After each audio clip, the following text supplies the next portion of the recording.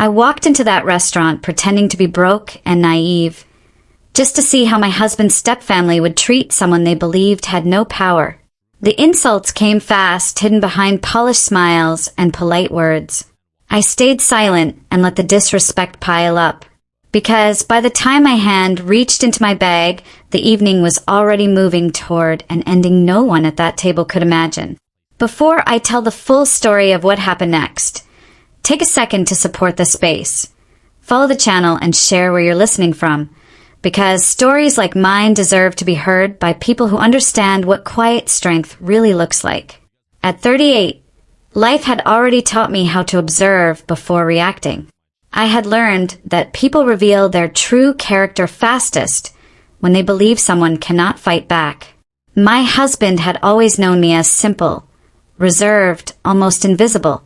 That image wasn't an accident. That image was protection. My husband believed simplicity meant struggle. My husband believed modest living meant limited means. And my husband never questioned it. The invitation came on a Tuesday evening. My husband called, voice tight, polite in a way that felt rehearsed. Lunch was planned with the step family. A formal meeting, an important moment. The step-parents were visiting from abroad, and introductions had to be made properly. My husband asked gently, almost nervously, to please come. That tone told me everything before a single explanation followed. The question came naturally. Did the step family know anything about my work? The pause on the other end of the call stretched too long. Then came the answer. Office job, quiet life, nothing fancy. The word simple floated between breaths like an apology. That was the moment the decision was made. If my husband believed simplicity equaled insignificance, then that illusion would remain intact. If the step family intended to judge, then judgment would happen on my terms. That afternoon, the mirror reflected a woman carefully stripped of signals. No jewelry, no structure, no polish. Worn shoes, a faded tote, hair pulled back without effort. The image of someone easily dismissed. The restaurant chosen by the step family sat in the wealthiest corner of the city. Valets, white gloves, menus without prices, every detail designed to intimidate. Walking inside felt like stepping into a test already graded before answers were given. The table placement confirmed it. End seat, furthest edge, no chair pulled out, no greeting that lingered. The stepmother's eyes scanned fabric and posture with precision. The stepfather's handshake barely made contact. Politeness was present, warmth was not. Conversation unfolded exactly as expected. Travel stories, expensive hotels, purchases described casually but intentionally. Numbers dropped into sentences like decorations. Each story glanced in my direction, waiting for awe. None arrived. Silence was mistaken for ignorance. When questions came, they carried sugar-coated judgment. Did living alone feel hard? Did income cover expenses? Did loneliness weigh heavier at this age? Each inquiry pretended concern while delivering its message clearly. Inadequacy. My husband shifted uncomfortably. The wife sat rigid, eyes lowered, trapped between loyalty and shame. The step family continued comfortably, confidence growing with every unanswered insult. Then came the offer, help disguised as generosity. A small monthly allowance. Relief from burden. Distance encouraged. Freedom purchased. The implication was unmistakable. Existence tolerated only if invisible. That was when the silence ended. The voice that responded no longer belonged to the naive woman who entered. Calm replaced meekness. Questions replaced answers. Numbers were repeated back slowly. Amounts clarified. Comparisons drawn. The table shifted. The truth surfaced without raised volume or dramatic movement. Titles, years, responsibility, salary spoken plainly, 40,000 a month. For decades, the air changed instantly. Forks paused, faces stiffened, confidence collapsed inward. Disbelief fought reality and lost. The stepmother searched for words that no longer existed. The stepfather recalculated pride into silence. My husband stared as if seeing a stranger for the first time. The wife broke down quietly, realizing too late what had been allowed. Payment became the final moment. Cards declined. Authority crumbled publicly. The bills settled without effort, not as mercy, but as closure. Standing up felt lighter than sitting down ever had. No insults returned. No anger released. Just truth delivered with precision. And as the restaurant doors closed behind me, one thing was certain. This was only the beginning of consequences. The silence after that dinner followed me home. Not the peaceful kind, the heavy kind that presses against the chest and forces reflection. My apartment welcomed me the same way it always had. Modest, quiet, unchanged. Shoes by the door. Old sofa. Lamps with warm light instead of sparkle. This place had never needed to impress anyone, and neither had I. My phone lit up before the coat came off. Message after message from my husband. Questions. Confusion. Apologies tangled with disbelief. My husband had never known this version of me. Not because I hid it maliciously, but because disclosure was never the foundation of trust. Character was. Sleep never came that night. Memories replayed in order. Every subtle insult, every sideways look, every calculated pause from the step family. The realization hurt less than expected. Disappointment rarely stings once clarity arrives. Morning brought sunlight and another wave of messages. My husband asked to talk. The tone carried urgency now, not embarrassment. That difference mattered. The meeting happened at my kitchen table, the same table that had held years of quiet meals and unpaid overtime evenings. No luxury here. No intimidation. Just truth. My husband sat stiffly, eyes darting around the room as if confirmation might appear on the walls. Questions spilled out. Why the secrecy? Why the simplicity? Why the silence? The answer was simple. Wealth never defined safety. Independence did. Stability did. I never wanted money to be the reason respect existed. The apology came slowly. Not dramatic. Not defensive. Genuine, but heavy with realization. My husband admitted the fear of not fitting in, fear of comparison, fear of disappointing the step family. That fear had shaped decisions without intention. Then came the admission that hurt most. The dinner was not meant to be neutral. Expectations had been set.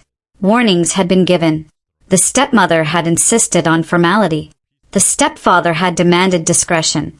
My presence had been framed as something to manage. That truth settled quietly between us. Boundaries were discussed next. Clear ones. Necessary ones. Respect would not be conditional again. Silence would no longer serve comfort. Days passed. Distance grew. The step family did not reach out, not immediately. Pride rarely moves quickly. When contact finally came, it arrived indirectly. The wife requested a meeting. Not through my husband. Direct. Nervous. Polite. The request alone said more than words could. The meeting took place at a small cafe near Riverside Green Park. Neutral ground. Public. Honest. The wife arrived without luxury this time. No jewelry. No rehearsed confidence. Just tired eyes and clenched hands. The apology came early, unguarded, imperfect. Accountability followed. Acknowledgement of silence, of complicity, of comfort chosen over courage. Listening did not mean absolution. Forgiveness is not immediate when dignity has been questioned. But acknowledgement matters. Growth begins there. The wife spoke of pressure, of upbringing shaped by performance and comparison, of love confused with control. None of that excused behavior, but it explained fear. The conversation ended without resolution. Only understanding. And sometimes that is enough for a step forward. That night, another message arrived. This time from the stepmother. Short, polite, carefully worded. an invitation to talk. I did not answer immediately, because some conversations require timing, and some truths, once revealed, demand patience before the next move. The message from my husband's stepmother sat unread for an entire day, not because fear held me back, but because control finally rested in my hands. Silence, when chosen, is powerful, and I wanted my husband's stepfamily to sit with uncertainty the same way I had been forced to sit with judgment. That evening, my husband returned from work quieter than usual. No questions, no defenses, just awareness. The kind that settles in after denial fades. Dinner was simple. Conversation minimal. The distance between comfort and consequence had finally narrowed. Late that night, another message arrived. This one longer.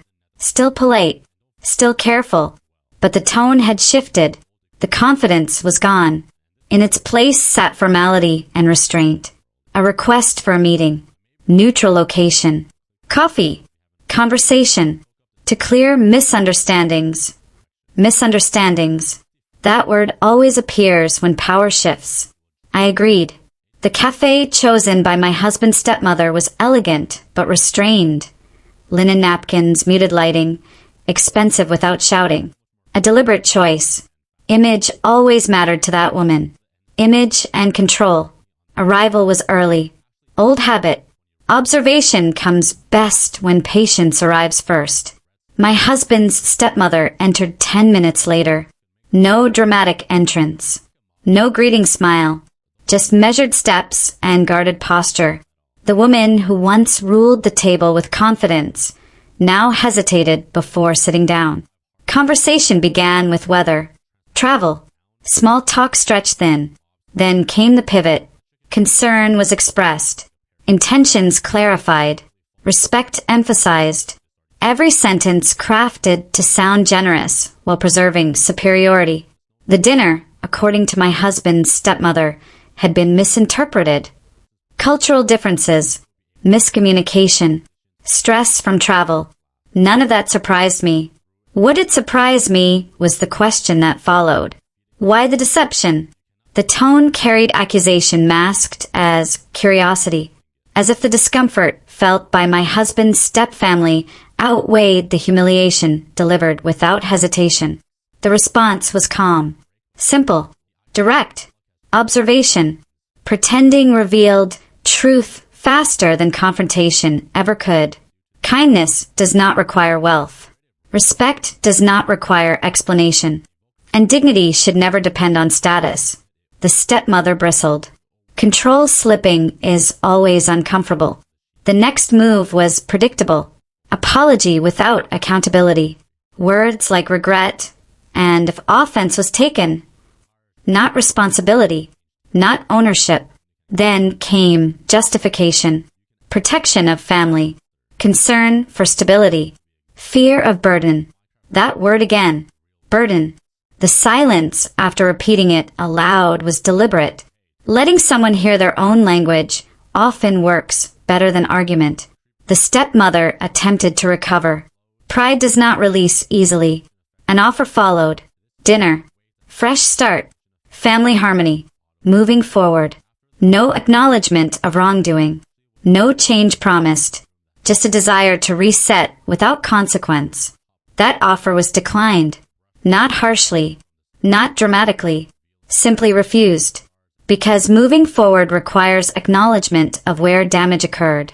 The stepmother's composure cracked for the first time. Frustration surfaced. Voice tightened. Control slipped further. The truth emerged in fragments. Embarrassment at the restaurant. Reputation concerns. Social standing questioned. Discomfort among peers. The dinner had not humiliated a person. It had unsettled a hierarchy. That realization changed everything. The conversation ended without agreement, without warmth, without resolution, but it ended with clarity. Walking away felt different this time, lighter, because the illusion had fully collapsed. Days passed, silence returned. Then consequences began unfolding quietly. The stepfather reached out next. Direct this time. No pleasantries. Request for a conversation. Tone firm. Pride wounded. The meeting took place in an office lobby. Neutral. Cold. Intentional. The stepfather spoke first. Directly. Accusations surfaced openly. Deception. Manipulation. Intentional embarrassment. Listening continued. Calmly. Then came the reminder. Respect is not automatic. It is earned through behavior, not entitlement. The stepfather did not like that answer. Financial contributions were mentioned. Support emphasized. Expectations highlighted. Then came the threat disguised as concern. Future involvement reconsidered. Support potentially withdrawn. That moment mattered. Because power built on leverage only exists while fear cooperates. Fear did not live here anymore. The response was brief. Independence does not require permission. The stepfather left without shaking hands. That same evening, my husband received a call. Raised voices. Accusations. Ultimatums. The demand was clear. Choose sides. My husband did not hesitate. That choice changed everything. Boundaries were drawn. Firmly. Clearly. Respect demanded. Interference rejected. The fallout was immediate. Support paused. Communication cooled. Distance widened. But something else happened too. Peace entered. For the first time, my marriage stood free from performance. The wife and I spoke again. This time honestly. Pain acknowledged.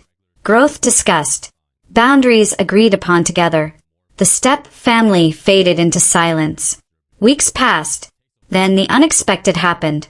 An invitation arrived. Not from the stepmother. Not from the stepfather. From extended family. A gathering. Anniversary celebration. Large. Public. Important. The step family would be present. And so would I. The invitation did not ask politely. It assumed attendance. That assumption told me everything. Because when power is threatened, exposure becomes dangerous. And something told me that night would not stay quiet for long. The invitation sat on the counter for 2 full days before any response was given.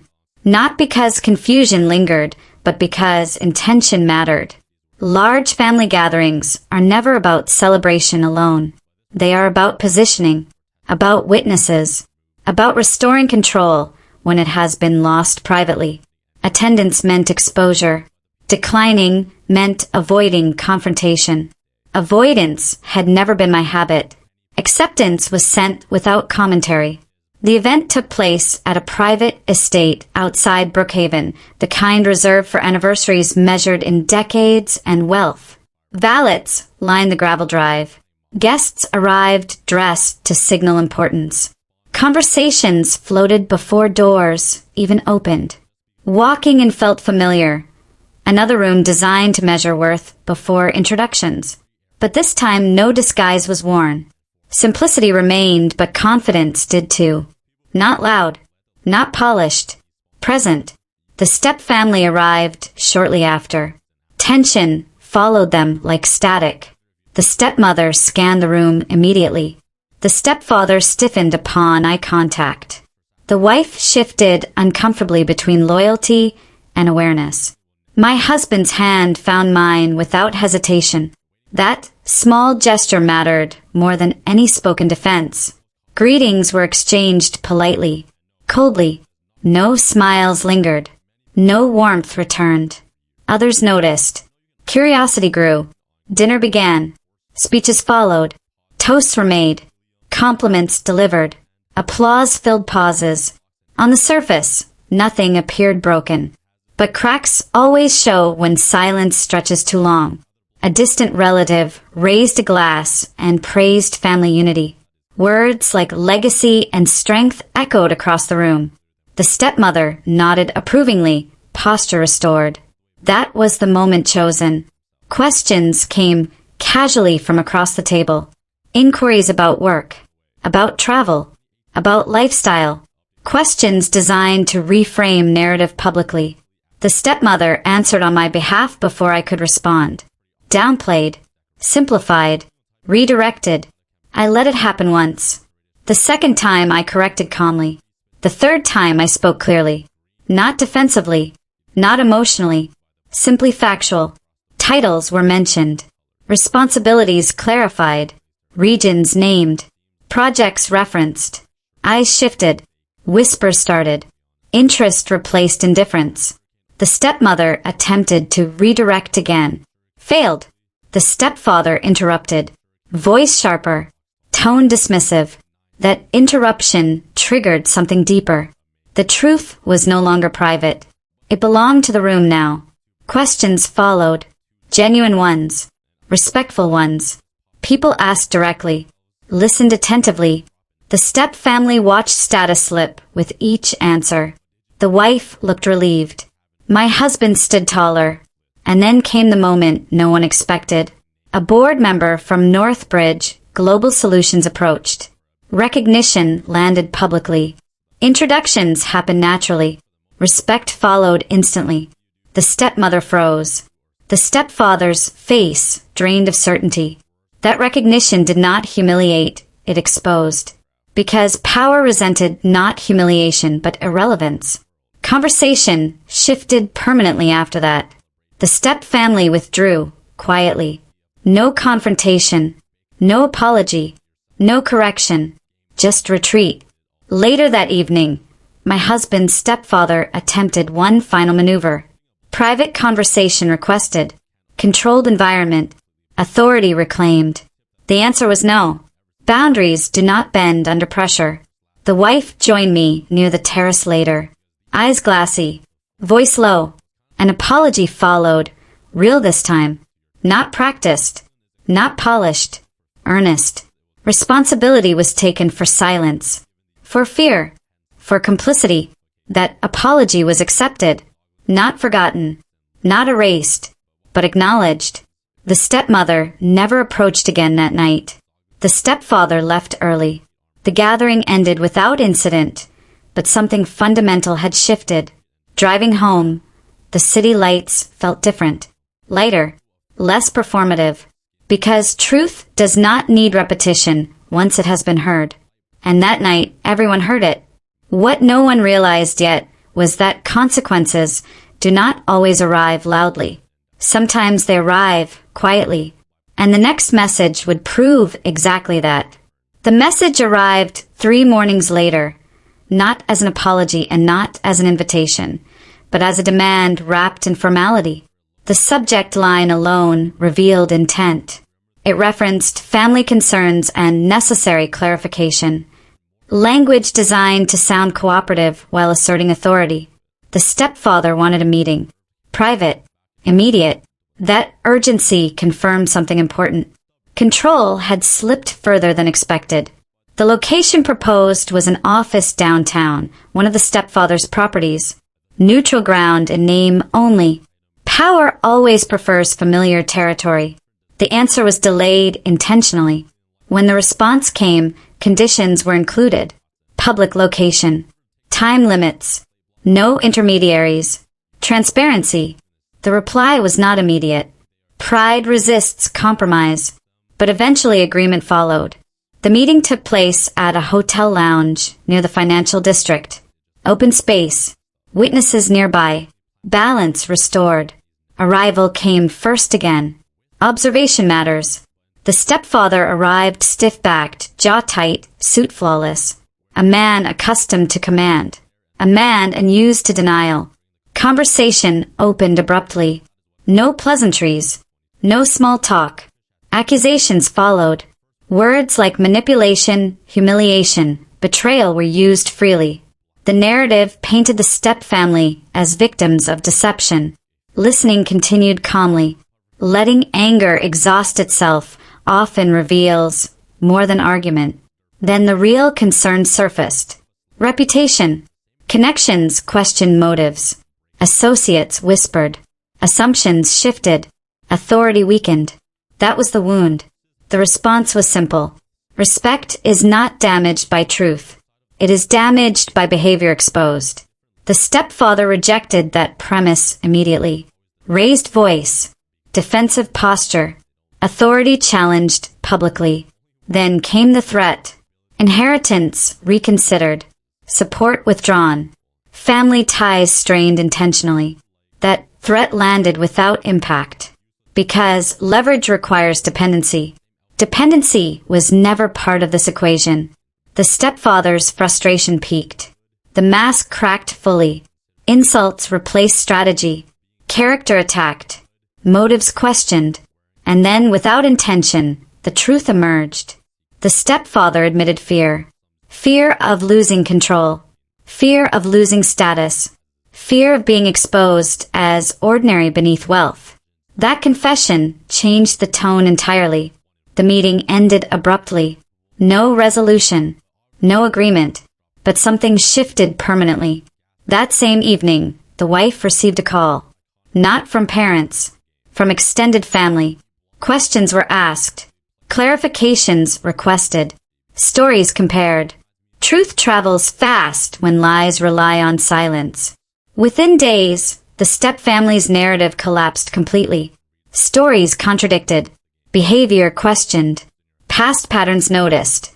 Old incidents resurfaced. Quiet judgments spoken aloud. The stepmother attempted damage control. Apologies made selectively. Blame redirected. It failed. Because credibility once lost is rarely recovered. My husband received messages from cousins, aunts, uncles. Support offered. Validation given. Concern expressed. The wife cried that night. Not from shame but relief. For the first time, silence no longer protected anyone else at personal cost. Weeks passed. Distance remained. No calls. No visits. No interference. Then the letter arrived. Handwritten. From the stepmother. The tone was different. No authority. No superiority. Just exhaustion.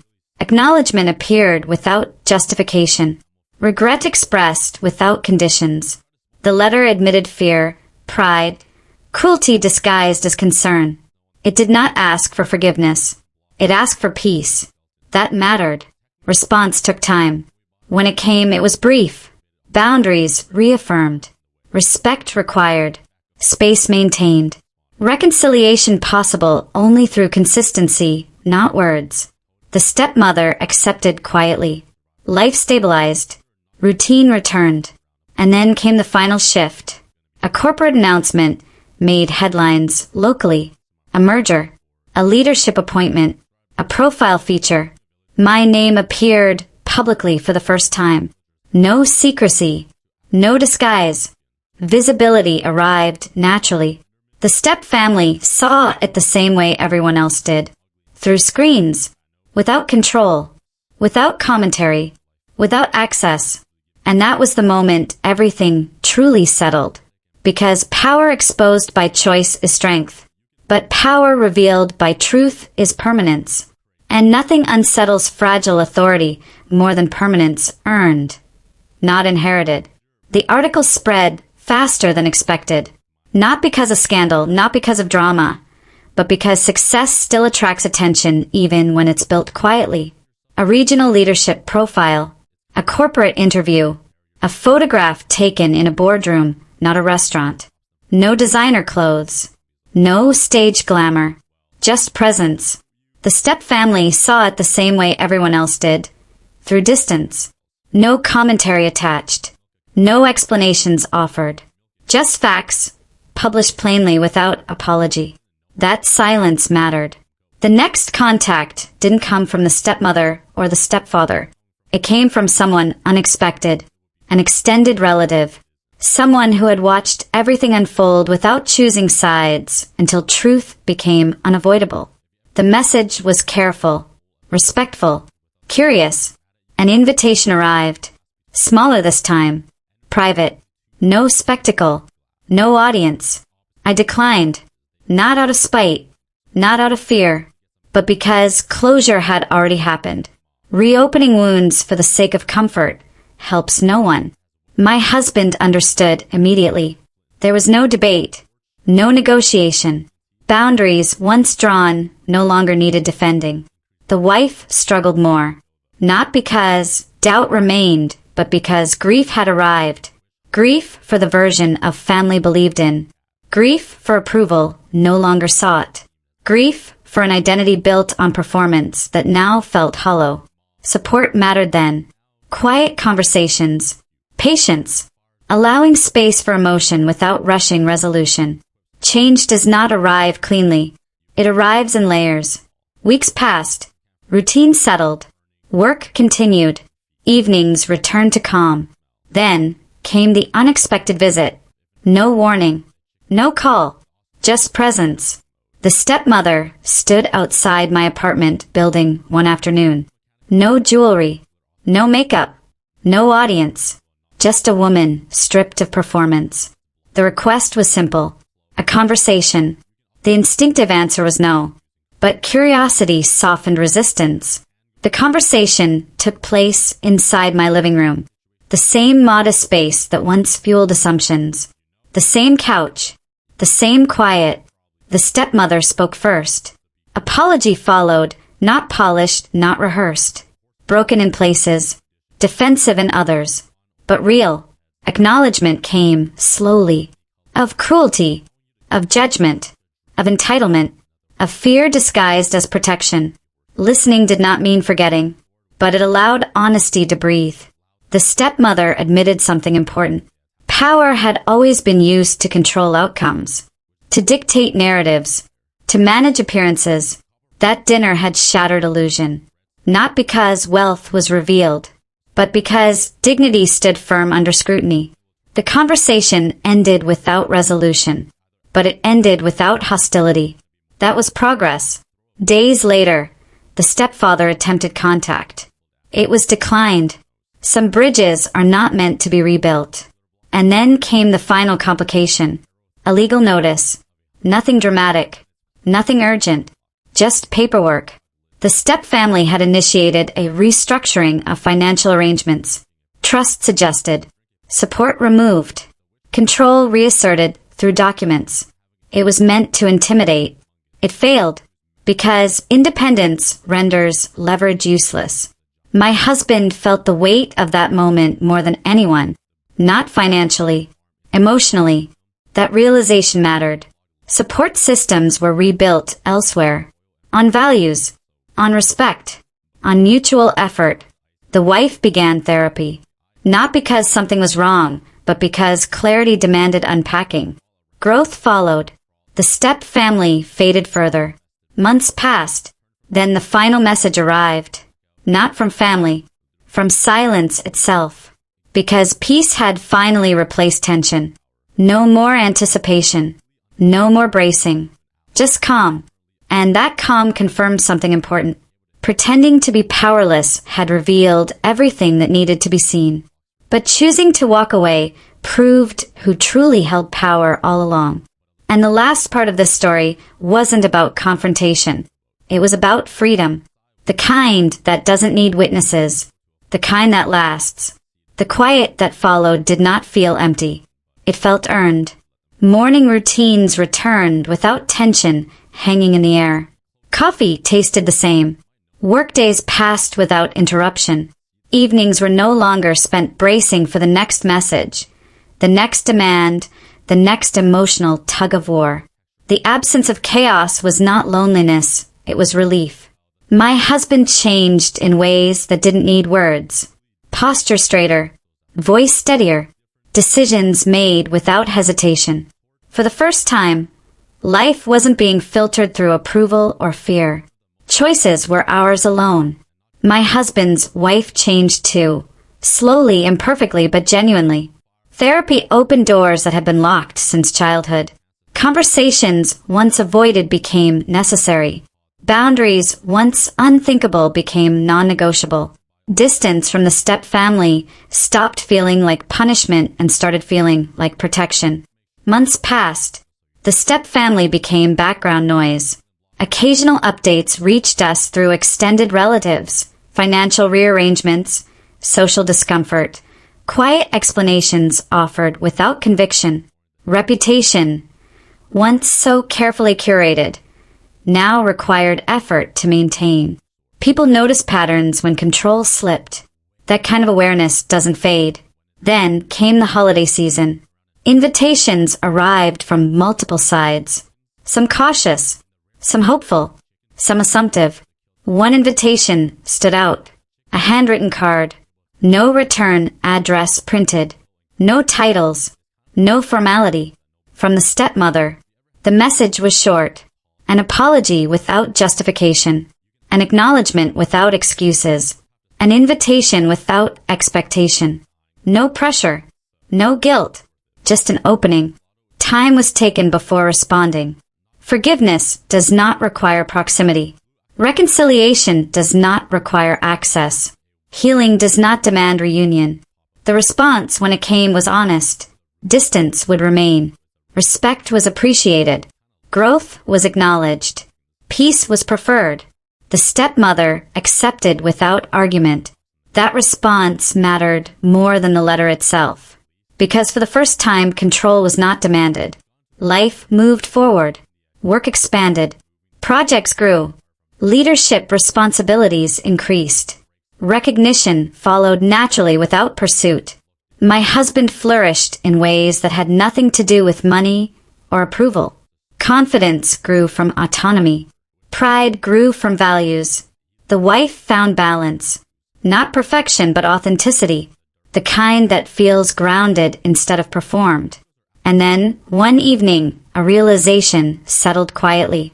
The test had never been about wealth. It had been about how people treat someone they believe has none. Pretending to be powerless had revealed truth. Choosing not to retaliate had revealed strength. Walking away without bitterness had revealed freedom. The step family faded into memory, not as villains but as lessons. And lessons once learned no longer require repetition. One final message arrived months later, not from family, from my own reflection. The woman who once entered that restaurant prepared to be dismissed no longer needed disguise or defense, not because wealth protected her, but because dignity had always been enough. And the most satisfying ending wasn't confrontation, recognition, or apology. It was waking up one morning and realizing there was nothing left to prove, nothing left to explain, nothing left to endure, just peace. And that peace, quiet, steady, unshakable, was the real victory. Because some endings don't need applause. They just need silence. And that silence meant everything. If this story made you pause, reflect, or see people a little differently, don't keep it to yourself. Support this channel by subscribing, share where you're listening from, and leave your thoughts in the comments, because stories about dignity, quiet strength, and standing your ground deserve to reach the people who need them most.